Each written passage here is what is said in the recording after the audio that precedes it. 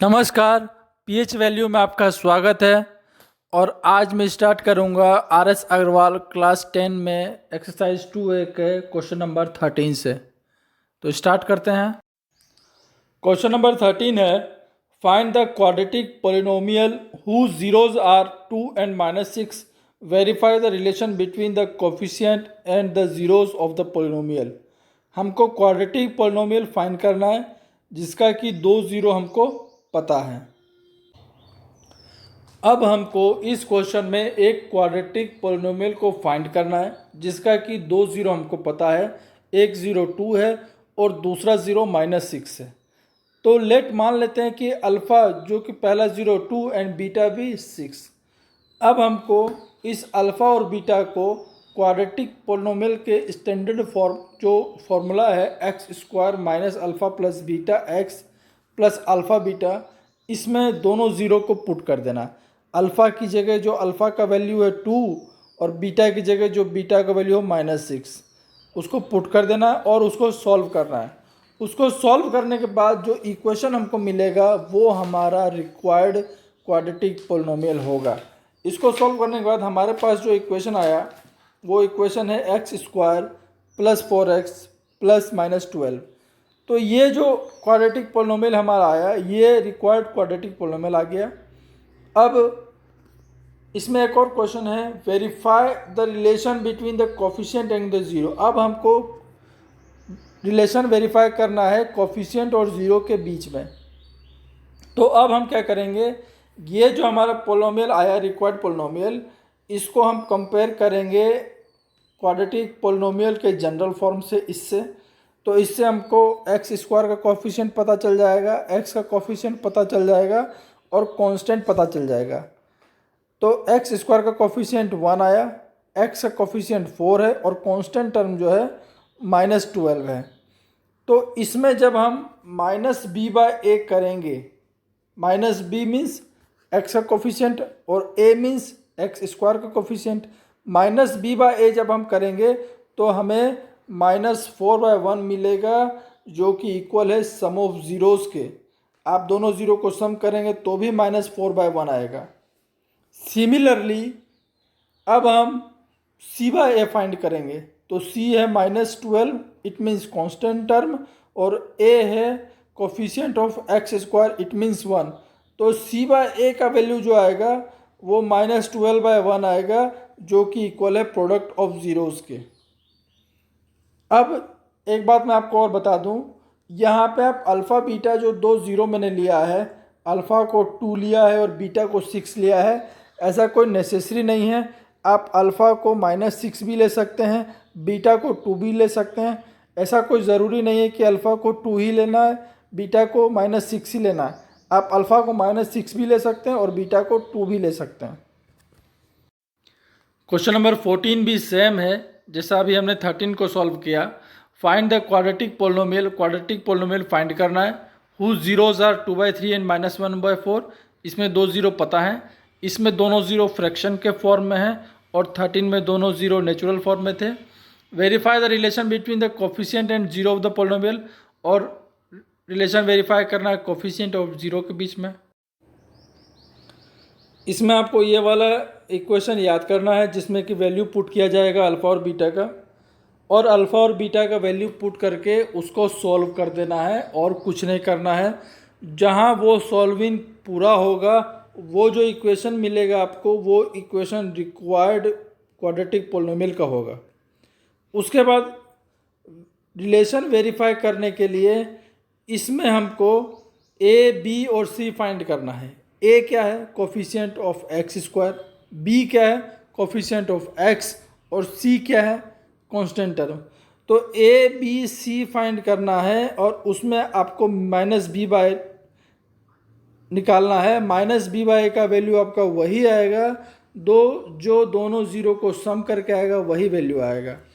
और ये a, b, c जो आपने फाइंड किया इसमें c/a का वैल्यू वही आएगा जो कि दोनों ज़ीरो जो हमको गिवन था उसका प्रोडक्ट करेंगे उसका वैल्यू वही होगा जो c/a का होगा।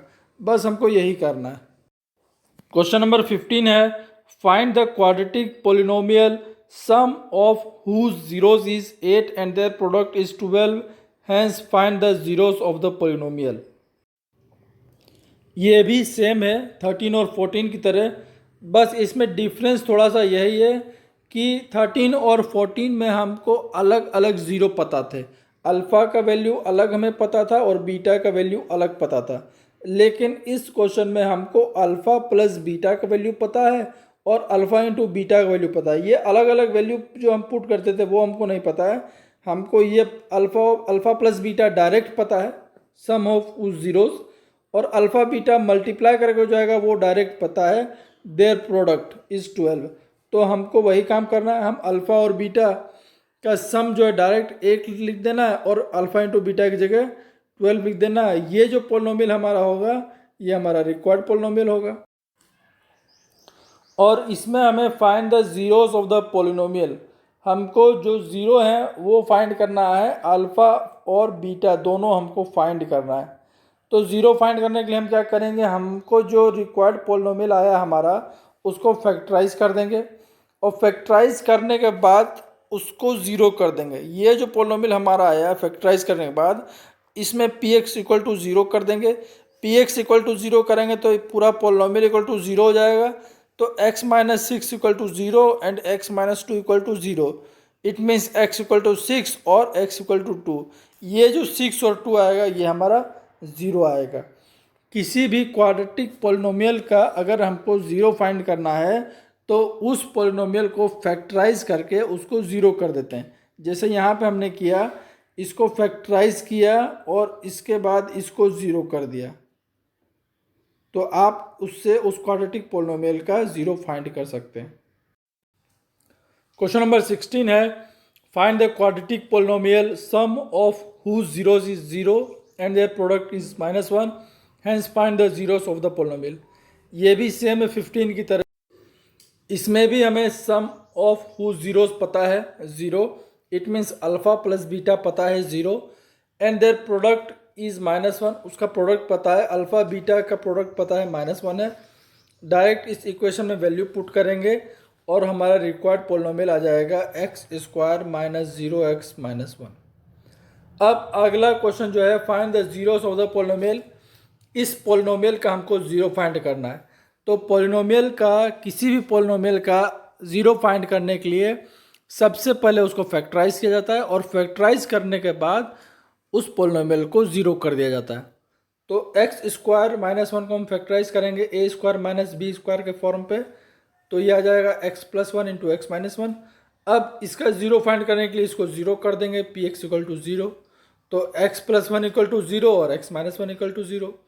x का वैल्यू -1 और +1, ये दो ज़ीरो हमारा फाइंड हो गया। क्वेश्चन नंबर 17 भी सेम है, find the quadratic polynomial. Quadratic polynomial find करना है, सम ऑफ हुज ज़ीरोज़। हमें यहाँ पे डायरेक्ट अल्फ़ा प्लस बीटा पता है, अल्फ़ा प्लस बीटा का वैल्यू जो है 5/2 है, and their product is 1, alpha into beta का वैल्यू 1 पता है। तो हम इसको पुट कर देंगे, इस इक्वेशन में पुट कर देंगे, alpha plus beta 5/2 and alpha into beta 1, ये पुट कर देंगे तो हमारा ये रिक्वायर्ड पोलिनोमियल आ गया। अब इसके बाद इसका ज़ीरो फाइंड करने के लिए इसको फैक्टराइज करेंगे और इसको ज़ीरो कर देंगे। इसके बाद x equal to 1/2 and x equal to 2, ये दो ज़ीरो हमारा आ जाएगा। क्वेश्चन नंबर 18 भी सेम है, find the quadratic polynomial. Find करना है हमें, सम ऑफ हुज रूट्स। कहीं रूट्स यूज़ किया जाता है, कहीं ज़ीरोस यूज़ किया जाता है, दोनों एक ही वर्ड है, एक ही सेंस है, दोनों साइनोनिम्स है, दोनों में कोई डिफरेंस नहीं है। कहीं रूट बोला जाएगा फाइंड करने के लिए, कहीं ज़ीरो बोला जाएगा फाइंड करने के लिए। इसमें भी वही है, सम ऑफ हुज रूट्स √2 है एंड देयर प्रोडक्ट इज़ 1/2। तो सम ऑफ रूट्स की जगह √2 पुट कर दीजिए एंड देयर प्रोडक्ट की जगह 1/3 पुट कर दीजिए और ये हमारा रिक्वायर्ड पोलिनोमियल आ गया। इसमें हमको ज़ीरो फाइंड नहीं करना है क्योंकि यहाँ लिखा हुआ नहीं है फाइंड द ज़ीरोज़, इसलिए हमको यहीं पे छोड़ देना है। क्वेश्चन नंबर 19 है, if x equal to 2/3 and x equal to -3 are the roots of the quadratic equation ax² plus 7x plus b equal to 0, then find the values of a and b। यहाँ पे दो zero हमको पता है, एक alpha पता है और दूसरा बीटा पता है। दो ज़ीरो हमको पता है कि एक 0 2/3 है और दूसरा 0 -3 है, और क्वाड्रेटिक पोलिनोमियल पता है ax² + 7x + b। अब हमको फाइंड करना है इस क्वाड्रेटिक पोलिनोमियल में जो टर्म है उसमें a और b जो यूज़ किया हुआ है उसका वैल्यू हमको फाइंड करना है।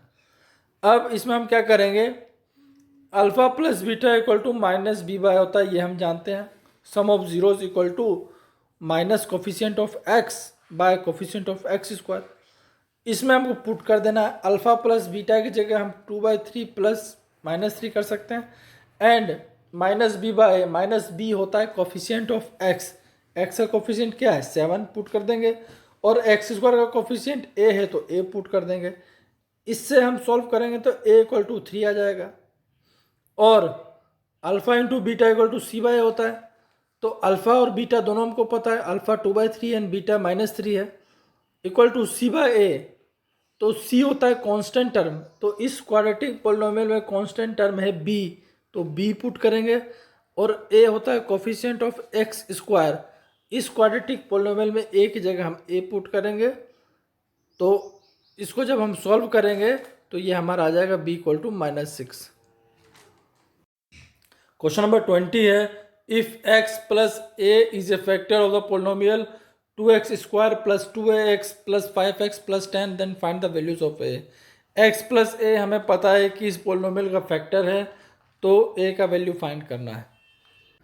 क्वेश्चन नंबर 20 सॉल्व करने के पहले मैं आपको एक एग्जांपल दे देता हूँ कि एक पोलिनोमियल मैंने लिया है x² - 2x - 3। इसका एक ज़ीरो मुझे पता है 3 है। अगर मैं x की जगह 3 पुट करूँगा तो इस पोलिनोमियल का वैल्यू 0 आ जाएगा। It means x equal to 3 जो है ये 3 इसका 0 है। अब x - 3 अगर हम करेंगे तो x - 3 इस गिवन पोलिनोमियल का फैक्टर हो जाएगा। x - 3 is a factor of px। ये कैसे पता चला, हमें पहले 0 पता चला कि 3 इसका 0 है, it means x equal to 3 लिखेंगे, और x - 3 जब इक्वल टू के इधर आएगा तो x - 3 होगा, तो x - 3 is a factor of px। अब हम इसको रिवर्स करके भी बोल सकते हैं, जैसे मान लीजिए कि x - 3 हमें पता है कि ये फैक्टर है ये पोलिनोमियल का, जो गिवन पोलिनोमियल है अभी px उसका। तो जब हमें इसका फैक्टर पता है x - 3 फैक्टर है px का, तो अब इसका 0 फाइंड करने के लिए x - 3 इक्वल टू 0 कर देंगे, तो x इक्वल टू 3 आएगा। इट मीन्स 3 जो है इसका 0 हो गया। ये वाइस वर्सा है, अगर हमें 0 पता है तो फैक्टर पता हो जाएगा, और अगर फैक्टर पता है तो उसका 0 पता हो जाएगा। अगर हमें 0 पता है x इक्वल टू 3 0 है, 0 पता है तो x - 3 फैक्टर हो गया, और हमें अगर सिर्फ फैक्टर पता है कि x - 3 फैक्टर है तो x इक्वल टू 3 जो उसका 0 हो जाएगा। क्वेश्चन नंबर 20 में भी यही है, x प्लस a जो है इसका फैक्टर है, तो x plus a equal to 0 कर देंगे, तो x इक्वल टू -a जो हो जाएगा इसका 0 हो जाएगा गिवन पोलिनोमियल का। अब इस पोलिनोमियल में x की जगह -a पुट कर देंगे, -a पुट करने के बाद जब हम सॉल्व करेंगे तो a इक्वल टू 2 आएगा। यही हमको फाइंड करना था, find the value of a, it means a equal to 2। Question number 21 है, 1 of the polynomial 3x³ + 16x² + 15x - 18 is 2/3। एक जीरो हमको पता है 2/3। Find the other zeros of the polynomial. हमको अदर दोनों जीरो निकालना है, अदर और 2 जीरो निकाला। और 2 जीरो कैसे पता चला, क्योंकि ये क्यूबिक पोलिनोमियल है, और जब क्यूबिक पोलिनोमियल होता है तो उसमें नंबर ऑफ जीरोज जो होते हैं वो 3 होते हैं। तो एक तो हमारे पास गिवन है, तो 2 हमको और फाइंड करना है। ये क्यूबिक पोलिनोमियल कैसे हुआ, तो इसमें x का हाईएस्ट पावर क्या है 3, highest power 3, it means degree 3, और डिग्री 3 मीन्स ये क्यूबिक पोलिनोमियल हुआ। और जब ये क्यूबिक पोलिनोमियल हुआ तो इसमें नंबर ऑफ जीरोस 3 होंगे। अब हम इसको सॉल्व करते हैं, तो हमको करना क्या है, तो एक जीरो जो हमको पता है 2/3, it means x equal to 2/3 से 0, देन x - 2/3 जो हो जाएगा ये इस पोलिनोमियल का फैक्टर हो जाएगा। अब हमको इससे इसको डिवाइड कर देना है, x - 2/3 से हमको इस पोलिनोमियल को डिवाइड कर देना है। जब हम डिवाइड करेंगे x - 2/3 से, तो ये हमारा क्वोशंट आ जाएगा 3x² + 18x + 27, और रिमाइंडर हमारा जो आएगा वो 0 आएगा, क्योंकि ये इसका फैक्टर था। और जब भी हम किसी फैक्टर से डिवाइड करते हैं किसी नंबर को, उसके फैक्टर से डिवाइड करते हैं, तो रिमाइंडर हमेशा 0 आता है। आप अगर x माइनस 2/3 की जगह 3x माइनस 2 से डिवाइड करेंगे तो कोशेंट ये आ जाएगा x² प्लस 6x प्लस 9, और इसमें भी रिमाइंडर 0 आएगा। अब जो है हम जानते हैं डिविडेंड बराबर होता है divisor into quotient plus remainder. तो ये हमारा पोलिनोमियल जो है वो डिविडेंड हो गया। ये हमारा एक फैक्टर हमको पता था, और कोशेंट से इसको मल्टीप्लाई कर देंगे तो ये इसको इस तरह से एक्सप्रेस कर दिए, रिमाइंडर तो 0 है। ये जो हमारा कोशेंट है इसको हम फैक्टराइज करेंगे तो ये आएगा x plus 3 into x plus 3, और 3 कॉमन बाहर आ जा रहा है। तो ये जो पोलिनोमियल हुआ इसको हम प्रोडक्ट ऑफ फैक्टर के फॉर्म में जब लिखेंगे तो लिखेंगे 3 into x minus 2/3 into x plus 3 into x plus 3। यहाँ देखिए ये जो पोलिनोमियल हमारा था इसको मैंने लिख दिया प्रोडक्ट ऑफ फैक्टर के फॉर्म में। अब इसका हमको 0 फाइंड करना है, तो 0 फाइंड करने के लिए मैंने आपको बताया किसी भी पोलिनोमियल का अगर 0 फाइंड करना है तो उसको फैक्टराइज करके उसको 0 कर देते हैं। तो इसको हम फैक्टराइज कर दिए डिवाइड करके, और फैक्टराइज करने के बाद हम इसको 0 कर देंगे तो इसका 0 निकल जाएगा। एक 0 2/3, दूसरा -3 और तीसरा भी -3। आज के लिए बस इतना ही, कल फिर मिलेंगे एक नई वीडियो के साथ। आज की वीडियो अगर अच्छी लगी हो तो लाइक कीजिए, शेयर कीजिए, सब्सक्राइब कीजिए, और अगर किसी में कुछ डाउट रहा हो तो कमेंट बॉक्स में कमेंट कीजिए, उसका सॉल्यूशन मैं आने वाले वीडियो में दूंगा। तब तक स्वस्थ रहिए, मस्त रहिए, खुश रहिए।